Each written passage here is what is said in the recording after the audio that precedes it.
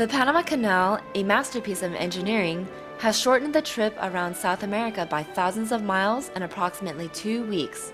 The waterway measures approximately 50 miles, or 80 kilometers from coast to coast, and consists of artificially created lakes, channels, and a series of locks. The building of the canal was started in 1880 by Ferdinand de Lesseps of the French Canal Company, having recently completed the Suez Canal, linking the Indian Ocean and the Mediterranean. The French effort ended in disaster, financial bankruptcy for the nation, international humiliation, and more than 20,000 lives lost. In 1904, the French decided to pull out, selling their interest in the Panama Canal project to the U.S. government for $40 million. At the time of the sale, Panama was still part of Colombia, and unable to reach a satisfactory financial agreement with the Colombians, the U.S. government, under President Teddy Roosevelt, helped to instigate a revolution within Panama, encouraging them to declare their independence.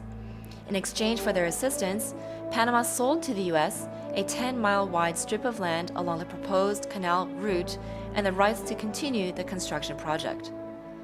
The U.S. effort, led by railroad engineer John Stevens, eventually solved the problems of disease, yellow fever and malaria, and the flooding of the Chagas River, eventually completing the project in just over 10 years.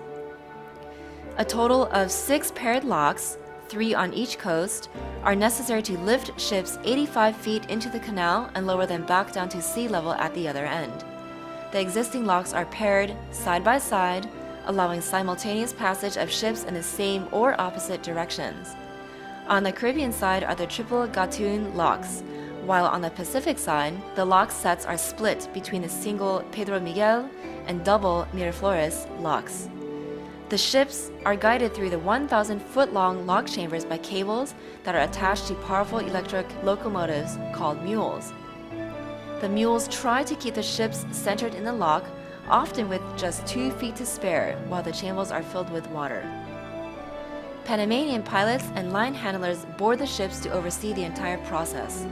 The ships are under their own power, controlling forward progress through the narrow locks. The mules merely offer ladder control. Once raised to the 85-foot lake level, the ships proceed through the cut channels and Lake Gatun. Water in the locks is moved strictly by gravity.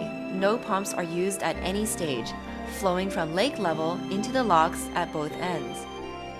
Only when the water level in one lock equals that in the next step can the miter gates between them be opened and the ships are able to proceed to the next chamber. It takes approximately 26 million gallons, or 100 million liters of water from Lake Gatun to fill the locks and move the ship's trough the 3 levels per side, with a total of 52 million gallons, or 200 million liters, used for a complete transit.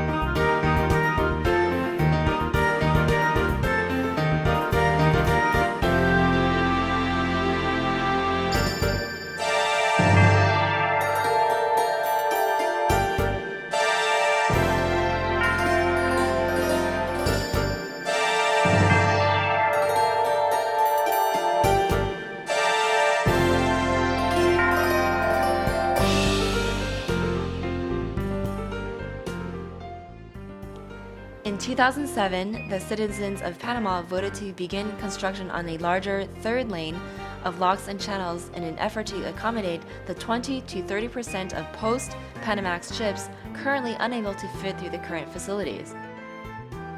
The new construction would also modify the existing canal by making it deeper, wider, and straighter, facilitating the passage of the ever larger tankers, container ships, aircraft carriers, and cruise ships. Construction of the new lock facilities is scheduled for completion in 2014, the 100-year anniversary of the Panama Canal, and is expected to cost $6 to $10 billion. It is also projected to provide 7,000 new jobs, increase canal traffic, and double annual toll revenue to just over $2 billion.